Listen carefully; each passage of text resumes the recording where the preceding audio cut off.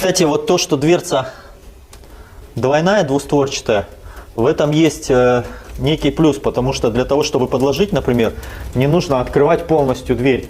Вот если бы была одностворчатая дверь, то мне бы сейчас было очень сложно подложить дрова. А так я, получается, одну створку открываю и спокойно подкладываю.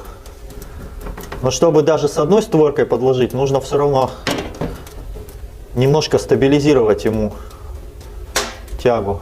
Попробуем открыть, посмотрим, будет ли он дымить на открытой.